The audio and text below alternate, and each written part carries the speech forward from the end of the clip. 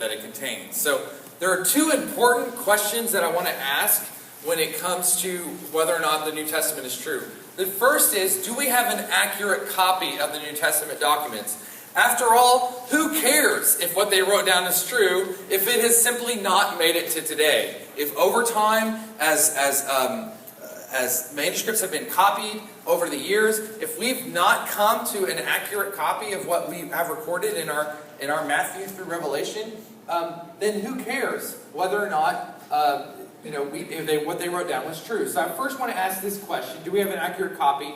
And then we'll look at the second question: do the original New Testament documents tell the truth? So here's a quote by the former director of British Museum, Sir Frederick Kenyon. He states, "It cannot be too strongly asserted that in substance the text of the Bible is certain, especially is the case with the New Testament." How do we know we have an accurate copy of the original New Testament? How do we know we have an accurate copy? First, we have earlier manuscripts. There's a 25-year gap between our earliest manuscripts from the time they were written to our earliest copies, compared to other ancient manuscripts that are received by scholars, that there's a 1,000-year gap. Second, we have more manuscripts. We have 5,800 plus manuscripts versus merely 10 to 20 that many other prominent writings of the ancient world have. We have more accurately copied manuscripts, something like 99.9% or so. We are confident of our New Testament text compared to 90 to 95% of other manuscripts. Also, we have more abundantly supported manuscripts. We have 18,000 non-Greek and 36,000 quotations from early church fathers. So let me show you kind of how these compare. If you can see this, hopefully you can, but I'll kind of talk about it as we go through this. The reliability of the New Testament documents. Well, we can take an ancient writer like Pliny. For him, the blue here represents the time gap in years from the time that he wrote to our earliest copies that we have of his writings. And there's a 750-year gap there. How many manuscript copies do we have for Pliny? Just 7. Okay, so now we can look at Caesar, a 1,000-year gap and only 10 copies, manuscript copies. Tacitus, we've got a 1,000-year gap and 20 copies. Plato, one of the most important thinkers in Western civilization, 1,200-year time gap, but only 7 manuscript copies. Herodotus, 1,400 years, 8 copies. Demosthenes, 1,400-year gap, 200 copies. Homer is definitely a lot better. We have 500-year time gap and only 643 copies, which is a lot better than the others. What about the New Testament? We have a 25-year time gap or so from the writing to the earliest copy that we have, and we have currently, as of about 3 months ago, the latest number I've received is 5,824 Greek manuscript copies. Now, this 25 years might actually be less than that. There is an unofficial document that has not been released that supposedly we have a fragment of the Gospel of Mark which goes back to the 1st century. That would be our first manuscript from the 1st century, and it might be dated within a decade of Mark's writings. But that is yet to be released and will hopefully be coming out in the near future. One of the issues that there is with that, I can't get into all that, especially if it's being recorded. Okay, but we have 5,824 copies that go into this, okay? Now, how do we know what the original said? Do we have the original manuscripts? No. Do we have their first generation copies? We really don't, but let me just kind of compare and show you how this comes out. First, let's say copy 1 has God and, we've got a little variant here, a little problem. We don't know what that word is. And it says, so blank UST and the justifier, the one who has faith in Jesus. The second one, God is, we've got the first letter, but not the second one. The justifier, the one who has faith in Jesus. And we can keep doing this. And notice how comparing the copies together, we're able to recreate very clearly the original said, by comparing those 4, God is just and the justifier of the one who has faith in Jesus. Now, the New Testament documents have far fewer variations than what is being shown in this particular example. Okay, I do want to say that. So imagine that we have Aunt Sally's secret sauce. Okay, Aunt Sally's secret sauce. And what Aunt Sally wrote in her original recipe has been destroyed. Okay? That has been destroyed. The original first generation copies that she passed down to family members have been destroyed. All we have are the family copies of these various first generation copies. Well, among those, we have a number of them that have been destroyed. But can you imagine very easily that if you were to compare all the copies of these various generations, that you could very accurately come to determine what Aunt Sally's secret sauce is? This is exactly what New Testament scholars do, what we call textual critics do, to establish what the original documents say. So, I think we can be very confident that what we have is an accurate representation of what was given. In fact, one really great example of this is the Great Isaiah Scroll. The Great Isaiah Scroll was found among the Dead Sea Scrolls, I believe in 1947. And on that, we found a copy of Isaiah, the complete book of Isaiah. I think it's like 24 feet long. And it was completely intact, and it dated to about 100 BC. Our earliest copy of Isaiah at the time that this Great Isaiah Scroll was found was dated to about 1000 AD. So we have 1100 years from our best Isaiah Scroll to this new one that we found. It is 1100 years earlier. And when they compared them together, what we figured out is that they agreed 95%. In all 95% of places. In all the places that they didn't agree, we're talking about spelling changes and things like that.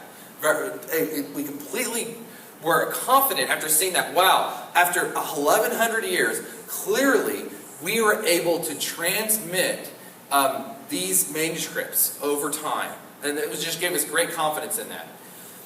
The next question is, do the original New Testament documents tell the truth? This is just as important.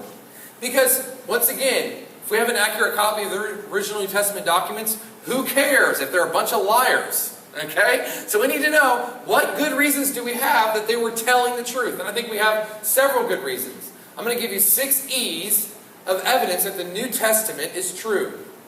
First, we have early testimony. Second, we have eyewitness testimony, embarrassing testimony, excruciating testimony, expected testimony, and extra-biblical testimony. So we'll take these one at a time. To begin with, we have early testimony. Here's a timeline of the crucifixion, which would have occurred either 30 or 33 AD. We're very confident that the crucifixion happened 30 or 33 AD in early April. And an indisputable historical event that occurred in the first century is the destruction of the temple, which happened in AD 70. Now, let's look at this 40-year period of time and see all the things that we can establish about the writings and things like that. First, we have Paul, who was killed in the mid-60s under Nero.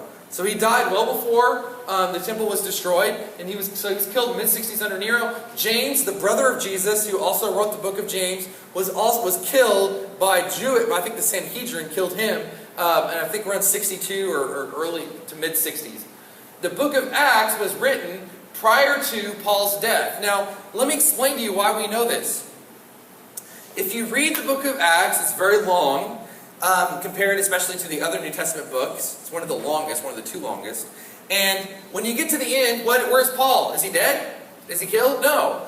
He is under house arrest in Rome. And he's probably close to his death, but he's definitely not dead. Now, if Luke, who is writing the book of Acts, is going to go into detail of writing about Paul's ministry, it seems undeniable that he would have included Paul's death if he had finished the book of Acts after Paul had died. I mean, imagine for a moment if you had were reading a book, an old book on Abraham Lincoln. You know, you're at the library and you see this old book on Abraham Lincoln. It talks about his life. And you go through this biography of Abraham Lincoln. And it ends with Abraham Lincoln. You know, this is an old book. So it ends with Abraham Lincoln in the White House working on his re-election. Well, what would you conclude about that? Clearly, this book about Abraham Lincoln, the fact that it has not mentioned his death, leads me to the conclusion that it was finished prior to Abraham Lincoln's dying. Well, likewise, we can come to, I think, a very similar conclusion. I think we have good evidence, good reason to believe that the book of Acts was finished prior to the death, I would argue, even of James. I think James has been mentioned also, because James is mentioned earlier in Acts 15, and Paul also. So, we have 1 Corinthians written in the mid-50s. We're confident of that. There's a creed embedded, which I'm going to mention in a little bit, I think, that's embedded in 1 Corinthians 15, that is actually dated to within probably about 18 months of Jesus' Nazareth crucifixion. The latest we find among scholars is they agree that at the latest it'd be 5 years. but might be within just 18 months or a few weeks after Jesus of Nazareth died on the cross. So there's a creed that goes back that early. If Acts was written prior to Paul's death, which I think makes sense, then Luke had to have been written prior to Acts, because if you read the prologue to Luke and Acts, what you find is that Luke was written first, Acts was written second. Luke, in fact, when scholars refer to Luke and Acts, they refer to it as Luke Acts. Luke was the first volume, Acts is the second volume. And so Luke had to have been written prior to that. Well, many scholars agree that Mark was written prior to Luke. So now we've got the Gospels of Mark and Luke being pushed back into the late 50s potentially, if not even a lot earlier than that. Paul would have written Romans, 2 Corinthians, Galatians, and I'm going to go ahead and go out on a limb and say that Paul wrote all of his letters before he died. Can we agree on that? Really, we have most or all the New Testament written prior to AD 70. Mainly, one of the main reasons is they don't mention the temple being destroyed. This is one of the most significant events that has ever occurred in the history of Judaism, is the war that happened in the late 60s with the Romans and the temple being destroyed in AD 70. Also, what's very interesting is the only reference to the temple being destroyed in the Bible at all, the New Testament at all, well, that would be Jesus' prophecy that the temple would be destroyed. Now, even though Jesus prophesied, he actually said to his disciples, not within this generation, not one rock will be left on top of another. He prophesied, this thing will be taken down. None of the gospel writers, none of the New Testament authors brag about that later. None of them say, by the way, Jesus, that he didn't include in an editorial comment anywhere in the Gospels that, and this later was fulfilled by, in history or whatever. They don't make any editorial comments like that. Why? I think because they were finished before the temple was destroyed. And so there's no indication at all. They don't mention anything about it. And it seems very weird. Once again, I go back to an illustration. If you were to read a book about the World Trade Center, and you were to be going through this book, and it ended with the World Trade Center hosting, so many thousands of people in their workspace and office space and all that kind of stuff, and it just kind of ended about, it told you the history of the World Trade Center and all this sort of thing, and it just kind of ended without it being destroyed on 9/11, what would you conclude? That this book must have been written prior to September 11, 2001, because of course it would mention them being destroyed on September 11, 2001. So, once again, I think we have good evidence that most, if not all, the New Testament was written prior to AD 70. Now, what's interesting about this is that this is the age of the eyewitnesses. All of the eyewitnesses would have lived in this generation, this small period of time, the 40 years following the crucifixion. We also have a creed that's recorded in 1 Corinthians 15, which I mentioned earlier. Here's what Paul says. Paul did not write this creed. He actually uses terminology that was common in the ancient world, in which he's showing that he's passing on something to them. And it's much more obviously a creed in the Greek. He says, "For what I received, I passed on to you as of first importance." So here's what he received that he had passed on to the Corinthians. This is what we call the summary of the gospel. The summary of the gospel is right here. That Christ died for our sins according to the Scriptures, that he was buried, that he was raised on the third day according to the Scriptures, and that he appeared to Peter and then to the 12. So you can see the language there. They all start with that. There's what's called the haughty clause in Greek. And so each line begins with the that, and then it ends with this according to the Scriptures. It's very rhythmic. After that, he appeared to more than 500 of the brothers at the same time, most of whom are still living, though some have fallen asleep. Then Paul adds, then he appeared to James, and then to all the apostles. And last of all, he appeared to me also as to one abnormally born. So we have early testimony that goes back very much close to the events that occurred. Second, we have eyewitness testimony. Look at the historical crosshairs that we find in the text. Luke 3 says, in the 15th year of the reign of Tiberius Caesar, when Pontius Pilate was governor of Judea, Herod, tetrarch of Galilee, his brother Philip, tetrarch of Iturea and Trachonitis, and Lysanias, tetrarch of Abilene, in the high priesthood of Annas and Caiaphas, the word of God came to John, son of Zechariah in the desert. Does that sound like he's making up a story? Now, notice the language there. An exact date is given, 15th year of the reign of Tiberius Caesar, AD 29. All 8 people are known from history. All were known to live at this exact time. This is not a once upon a time story. It does not have that kind of language, that kind of flavor at all of being a once upon a time, here's a myth of what happened. No, not at all. Third, we have the eyewitnesses are trustworthy. We have numerous confirmed eyewitness details. For example, Acts has 84 historically confirmed eyewitness details. Luke includes several others in the Gospel. John has 59 historically confirmed or historically probable eyewitness details. The New Testament documents actually cite more than 30 people confirmed by secular sources or archaeology. In fact, here's a list of them. These are all people that we have confirmed from secular sources and archaeology. We even have, scholars used to think, I don't even know if this Pontius Pilate character who's in all the Gospels was even a real figure. Well, then we find this stone, which says Pontius Pilate, prefect of Judea, dated 26 to 37, is discovered in 1961. So we have an archaeological evidence for this. We also actually have the bone box of the one most responsible for Jesus being crucified. Caiaphas is almost definitely the one that we can kind of rest the crucifixion on more than anyone else. He's the one that tore his clothes and said, is there any other evidence that must be given? And he more or less then goes from there. They were incapable of crucifying people, the Jews, but they were able to pressure then the Romans via really Pontius Pilate to get Jesus crucified. We have this guy's bones, what's called an ossuary. Prominent people would have this, especially one adorned in this way. The Jews, of course, believe in the final resurrection. So they would bury someone in a tomb, and then after about a year, they would pull out their bones and put them in a box, and then place that kind of in a family tomb.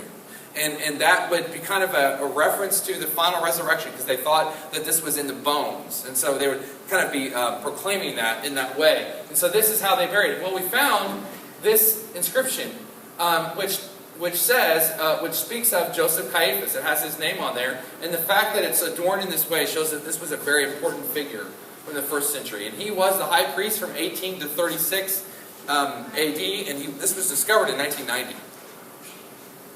We also have a crucifixion victim from the first century. This is merely just showing you what that is supposed to look like.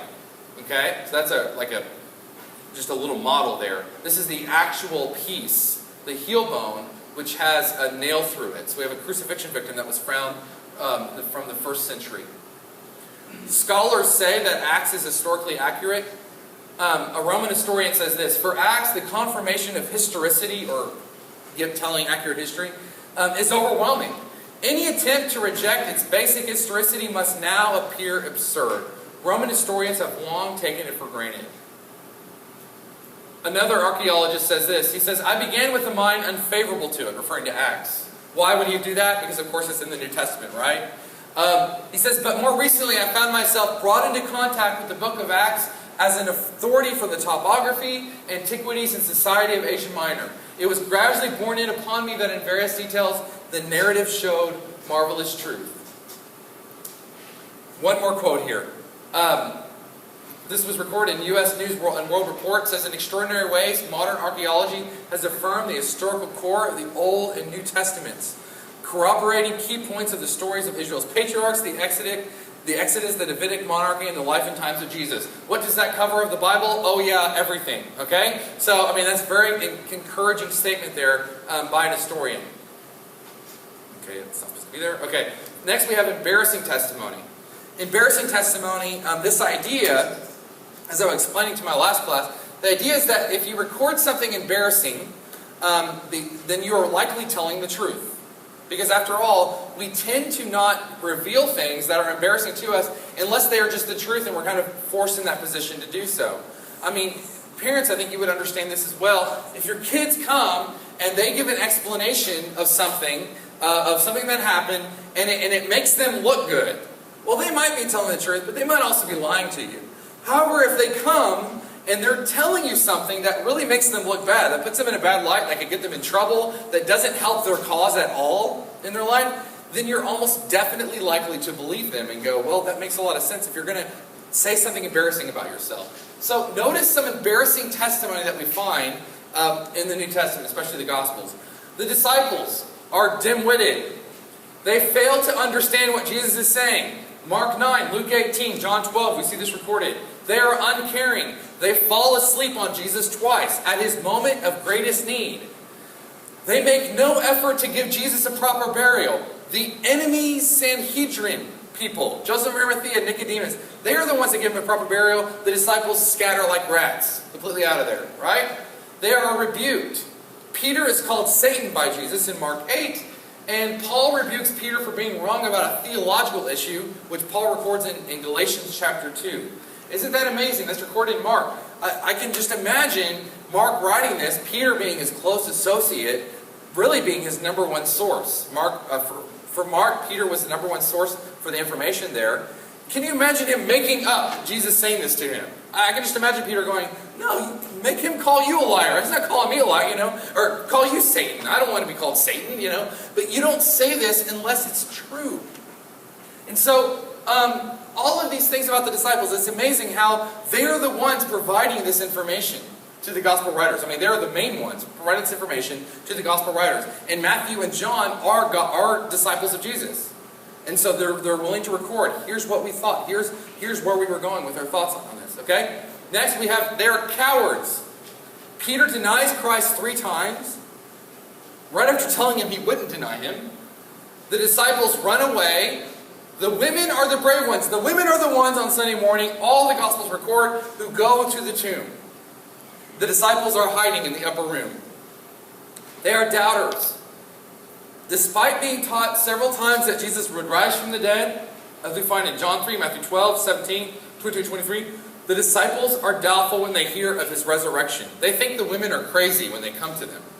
Okay? Then they're doubtful. Amazingly, some are even doubtful after they see him risen. Matthew 28, 17. So, these kind of details are things that you would not include if you're making up a story about a Messiah. About one that you're trying to establish, in this way. Next, Jesus. Jesus is considered out of his mind by his own family who come to seize him to take him home. He is deserted by many of his followers in John 6. He is not believed by his own brothers in John 7. He is thought to be a deceiver in John 7. He churns off Jewish believers to the point that they want to stone him. He is called a madman. He is called a drunkard. He is called demon-possessed. He has his feet wiped with the hair of a prostitute, which would have been viewed as a sexual advance, and is crucified despite the fact that anyone who is hung on a tree, according to Deuteronomy 21, is under God's curse.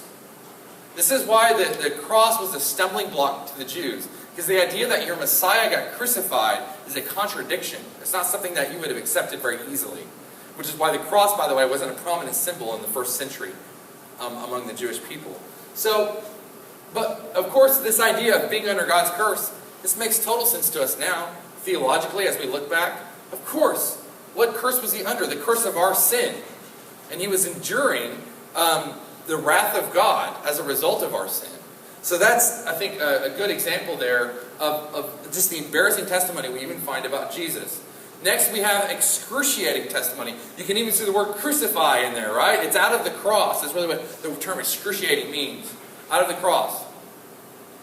Here are the apostles' beliefs and practices before and after the resurrection. And sometimes I think we miss the significance of this change. And I don't want us to do that. So we're going to look before and after the resurrection. Before the resurrection, they've been doing an animal sacrifice. After the resurrection, Christ's sacrifice. And they were doing animal sacrifice for thousands of years. That is what you did. After the resurrection, dropped it completely. No more of that. Why? Because Christ's sacrifice was sufficient. And there would be no more need of an animal sacrifice. Next, they had the binding law of Moses. After that, nope, Christ's life fulfilled the law of Moses. Fulfilled the purity laws, fulfilled the ritual laws, and all those sorts of things. Next, we have strict monotheism taught in the Old Testament. And afterwards, we have the Trinity being taught. Now, I'm not saying, I understand the Trinity is alluded to and taught in some ways in the Old Testament, but it's very much more explicit in the New Testament, especially when they realize that Jesus is God. As they developed that theology, they had more of a Trinitarian understanding. Then we have the Sabbath is before, and they completely changed that to Sunday worship. It's amazing how the Sabbath is on Saturday, and then Jesus resurrects on Sunday, and they're like, okay, well that's the new day we're going to go for. And they begin worshiping on Sunday. Finally, we have a conquering Messiah, right? He's the Lion of the tribe of Judah. He's the one we're going to call a son of David on Palm Sunday as we lay palm branches and be confused that he's coming in on a symbol of peace, which would be the donkey. And then afterwards they realize, oh, of course, he is the sacrificial Messiah. That is who he is. He will be conquering next time, on his second visit, right? We have circumcision being before, as being absolutely necessary to have the old covenant. After the resurrection, baptism and communion are the symbols of the new covenant. Now, what I want you to understand is these are not simple theological changes that occur. I do not want us to reduce these to being like, oh, they had some theology changes that occurred in them. No, to change from these, even just some of these, a couple of these, to go over here means that you go to hell and are separated from God if you're wrong. These are so unbelievably important in Judaism, so unbelievably important in the Old Covenant. So for them to cross over into afterwards develop and adopt these new belief systems is remarkable, and it shows you how much how strongly they viewed these things. This is actually a painting of Peter, who traditionally we understand was crucified upside down, and I think it was under Nero that this occurred. Yes. Here's the question. What did the New Testament writers have to gain by making up a new religion? They had every motive to say the resurrection did not happen. I love how, you hear people say, oh, you can't trust what's here because, what they wrote in here, they're biased, right? After all, they're Christians, so they're followers of Jesus, so you can't really trust here. I actually think that's a completely wrong-headed way to view this. To write down the things here, seems like you would have every motive to not write those things down. We're going to look at some extra biblical sources in a little bit, some things that we find outside of the Bible that speak of Jesus of Nazareth and Christianity and all of that. But those people didn't have anything to lose by writing what they wrote down, because they weren't followers. They didn't believe a lot of this, or any of this perhaps. But for the disciples to write down these things, here are your list of perks. You get to be ostracized from the Jewish community. And from the temple, which was the central space, the central place of the Jewish community. You're going to be persecuted, beaten, completely, torn away from your family.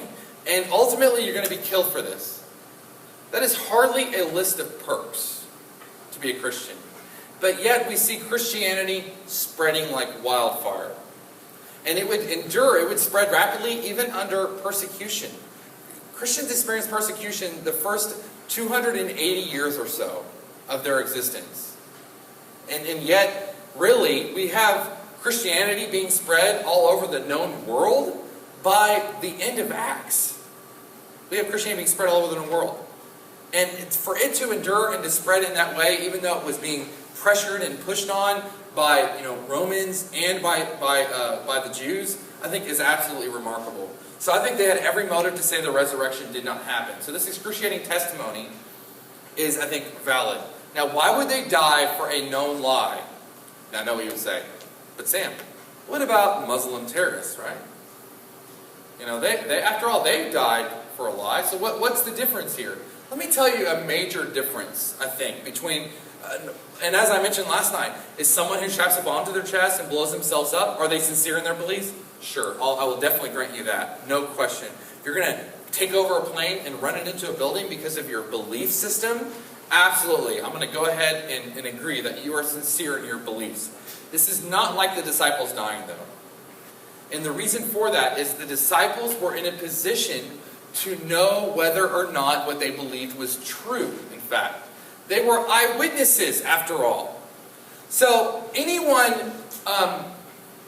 perhaps a lot of people would die for a lie that they think is the truth, but no one is going to die for a lie that they know is a lie. And that's the point to be made here. Next, we have expected testimony. This is a reference to prophecy. What we should expect testimony about a Messiah from the Old Testament. Well, guess what? Well, through reason and science, we know that God exists and creates for a purpose. That is, a presupposition of this is that God does exist. Since the Old Testament teaches the same, it could be reliable. So that's kind of the idea. This is what I'm doing. Is the New Testament true? And I don't focus on the Old Testament. The New Testament is the Old Testament is referenced so much in the New Testament that if we can establish that the New Testament is true, then I think we can take the Old Testament in as well. The Old Testament predicts the Messiah would come. In fact, we have the first prophecy of the Messiah being recorded in Genesis 3:15. In Genesis 3:15, God states to the serpent, "And I will put enmity or hostility between you and the woman," and he says, "and between your seed and her seed. He will crush your head, and you will strike his heel." Okay? I'm not going to get into what all that prophecy means, although it's significant. Did anyone here see the movie The Passion of the Christ? Okay, if you remember the movie The Passion of the Christ, when he's in the Garden of Gethsemane, when Jesus is in the Garden of Gethsemane at the beginning of the movie, and he accepts that what he's going to go do, he stands up and there's this Satan figure that's there, and there's a snake that comes by, and it's so loud in the movie, Jesus gets up and you just hear this stomp right there, and he crushes the head of that snake on the spot, and then he proceeds to go forth and be arrested and go forward with being crucified and all of that. Now what's remarkable about that scene is that is a reference to Genesis 3:15. It's a reference to the fact that the serpent would strike the heel, would injure the son, would injure this offspring of Eve. But what would the serpent endure? A striking of the head, a death blow, right? Now you might go, but Sam, everyone's born of a woman, right? So big deal. I could be that. Actually, no. Genesis 3:15 refers to the seed of the woman. Where do we all come from? What would be the correct statement about everyone else? Seed of men. That's the idea. That is how we typically speak of being the offspring of someone, as being the seed of a man. So this is a reference or an allusion to the virgin birth. The fact that he would not be the offspring of a man, but would be the offspring of a woman in particular. Next, we have he would be of the line of David, which is recorded in Jeremiah 23 and 33. He'd be born in Bethlehem, which is recorded in Micah. This Messiah would be both God and man, as Isaiah actually says that he would be Almighty God. He would visit the temple, and Malachi 3:1 says that he would visit the temple. What's interesting about that is that means that the Messiah must come back prior to the temple's destruction in AD 70. Right? It doesn't stand today. That he would die. There's a very complicated prophecy in Daniel 9 that can come out to his death being about AD 33. And then finally that he's a sacrifice. Isaiah 53 amazingly speaks of the sacrifice that Jesus would have. In fact, I want to kind of just quickly read to you just a couple of the places here in which speaks of the suffering that Jesus would endure. It says, "He was despised and forsaken of men, a man of sorrows and acquainted with grief, and one from like whom men hide their face. Surely our griefs he himself bore, and our sorrows he carried. Yet we ourselves esteemed him stricken, smitten of God, and afflicted. But he was pierced through our transgressions, he was crushed for our iniquities. The chastening for our well-being fell upon him, and by his scourging we are healed." What's verse 10? "But the Lord was pleased to crush him, putting him to grief." It's amazing how clearly when you read that, you go, "Oh, of course this is speaking of Jesus." I think that's the most significant prophecy of all, right there. That's why we have it as the bullseye. It's the most significant prophecy at all, because don't forget, we have an Isaiah scroll that predates Jesus by 100 years. So no one can say, "Oh, they clearly wrote that in afterwards." They just kind of wrote that into the text to make it look like this would be speaking of Jesus of Nazareth. No, we have a scroll today that was written 100 years before Jesus walked this earth, that you can go visit in Israel today. And you can look at it, and it's there in Hebrew. It says the very verses that I just said, even saying things like he was pierced for our transgressions. So he's pierced for our transgressions, and that sounds to me like a reference to the crucifixion. And this is before the Romans were crucifying anyone. Okay? Now, in my studies, I did find that this is not before the Romans, before crucifixion was invented. But I will tell you that if you look at Psalm 22, in Psalm 22, we have what begins the famous verse that we've heard before, my God, why have you forsaken me?" And Jesus references this on the cross. He makes that statement on the cross. And then in Psalm 22:16, keep in mind that David wrote Psalms. David was also a prophet. I mean, the Psalms are full of prophecies and things like that. There's a lot of differences of opinion among scholars about Psalm 22. Some say, oh, David endured this in some way, and then it was also a reference to Jesus. I actually hold, I think, a better position. It's a more conservative position, but I think it's more accurate, that David was actually identifying, not personally with the suffering servant, but he was just writing on behalf of the suffering servant, and he was doing this 1,000 years before Jesus would walk the earth. And he makes the statement in here, they pierced my hands and my feet. And this was before crucifixion was invented by anybody. Psalm 22 says this. So I think Psalm 22 is all about Jesus, all about the suffering servant. So I think it's remarkable that we have that. Next finally, we have extra-biblical testimony. Extra-biblical testimony would, of course, be that testimony that falls from outside the Bible. What do we hear from outside the Bible? We actually have 10 ancient non-Christian sources, including historians such as Josephus, Tacitus, Suetonius, Thallus, Phlegon. We have government officials writing, Pliny the Younger, Emperor Trajan, Emperor Hadrian. Other sources including the Jewish Talmud and the Greek writer Lucian. And if you compile their references together, we have a story that's congruent with the New Testament. So what I'm going to read to you on this next slide, these are all things we learn from sources outside of the New Testament. Now, by definition, our best sources on Jesus of Nazareth is in the New Testament. They are the earliest, they are from eyewitnesses, etc. All the things we talked about. But I still want to make the point that we have these sources from outside the New Testament that give us this story. Let's see if this sounds familiar to you at all. Jesus lived during the time of Tiberius Caesar. He lived a virtuous life. He was a wonder worker. He had a brother named James. He was acclaimed to be the Messiah. He was crucified under Pontius Pilate. An eclipse and earthquake occurred when he died. He was crucified on the eve of the Passover. His disciples believed that he rose and appeared to them. His disciples were willing to die for their belief.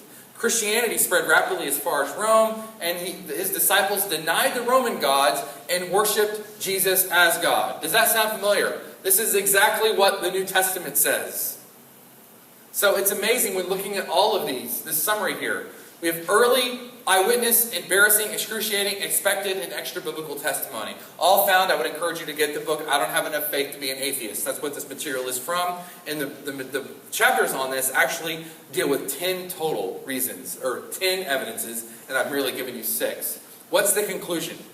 The New Testament is historically reliable.